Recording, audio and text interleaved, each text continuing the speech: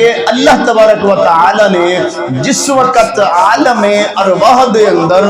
تمام روحاں جدوں آدم علیہ السلام تو لے کے قیامت تک آنے والے ہر انسان دی روح عالم ارواح دے اندر جس وقت موجود سی، اللہ وحدہ لا شریک نے سب روحاں نو مخاطب کر کے فرمایا سی الست بربکم،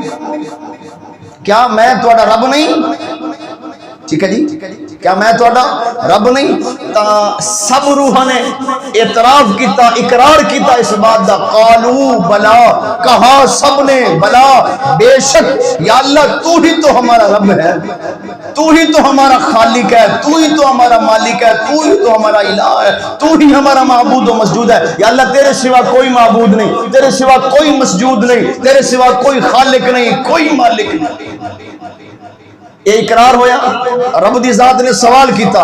ارواح نے کو جواب دیتا، تو فرمایا جس وقت اس سوال و جواب ہوئے نا، اللہ رب العالمین نے اپنی قدرت کاملہ دے ذریعے ایک فرشتہ تخلیق فرمایا،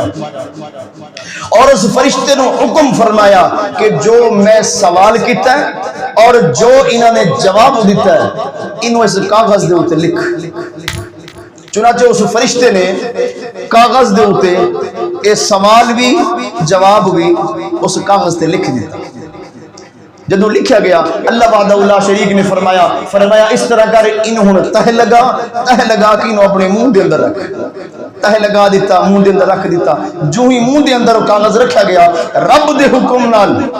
رب دی قدرت دے نال، رب دی مرضی دے نال، او اسی وقت سفید خوبصورت نورانی روشن چمکدار پتھر دے اندر تبدیل ہو گیا۔ اللہ وحدہ لا شریک نے جبریل نو حکم فرمایا جبریل اس طرح کرو، اس پتھر نو اٹھا کے جنت دے اندر جا کے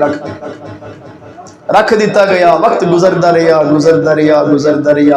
جس وقت کعبۃ اللہ شریف جس وقت تعمیر ہوئی، اور جو بعض روایات دے وچ یہ بھی ہے کہ حضرت آدم صفی اللہ علیہ السلام تو پہلے جس وقت کے جنات دا دورہ ہے سی، وہ زمین تے جس وقت جنات دا دورہ سی، کعبہ معظمہ اس وقت بھی موجود سی،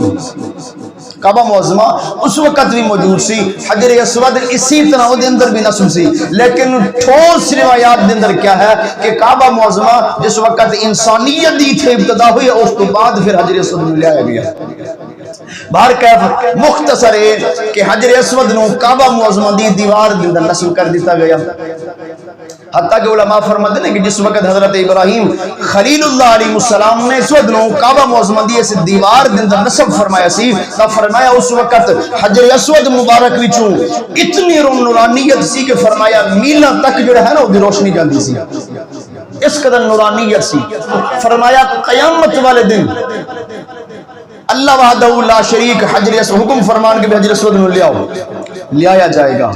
دوبارہ اللہ تبارک و تعالی اس نو فرشتے دی شکل عطا فرمان گے، پھر حکم فرمان گے او منہ وچ کاغذ ہے اس نو نکالا جائے گا، کھولو بھی اس نو پڑھ کے سناؤ کیا ہے۔ وہ فرشتہ کھولے گا، پھر عرض کرے گا یا رب العالمین ایک وقت ہے سی جدو تساں انہاں تمام ذریت آدم دی ارواح نو مخاطب کر کے سوال کیتا سی الست بربکم، کیا میں تہاڈا رب نہیں، کیا میں تہاڈا خالق مالک معبود نہیں؟ یا رب العالمین انہاں سب نے اس بات دا اعتراف کیتا سی، اقرار کیتا سی بے شک بلا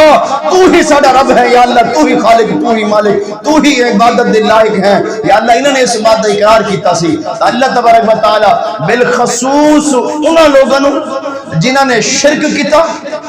یا جنہاں نے رب دی بندگی تو منہ موڑیا، نماز تو قرآن تو جنہاں نے منہ موڑیا ہوئے گا، اللہ تبارک و تعالی پھر انہاں لوگوں نے مخاطب کر کے فرمان گے، فرمایا اتھے میرے کو اقرار کر کے گئے سو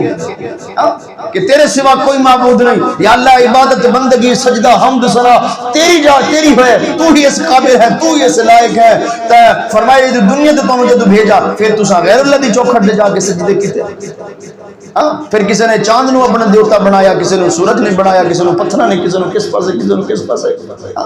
جی اگر اقرار کر بھی لیا اگر تو پھر نماز پڑھنی نہیں ہے، کدی میری مسجد قدم بھی کوئی نہ رکھا آ کے، تو فرمایا اس دن پھر اللہ رب العالمین چونکہ عہد تو ہٹ گئے نا، اور فرمایا گیا قرآن دے اندر واوفوا بالعہد ان العہد کان مسئولا،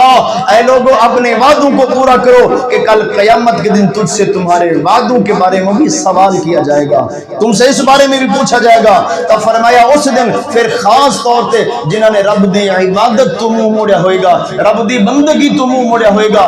جنہاں نے نعوذ باللہ کفر اور شرک دی زندگی گزاری ہوئے گی، تو فرمایا اللہ تبارک و تعالی انہاں سب نو پھر جہنم دے اندر داخل کر دے گا۔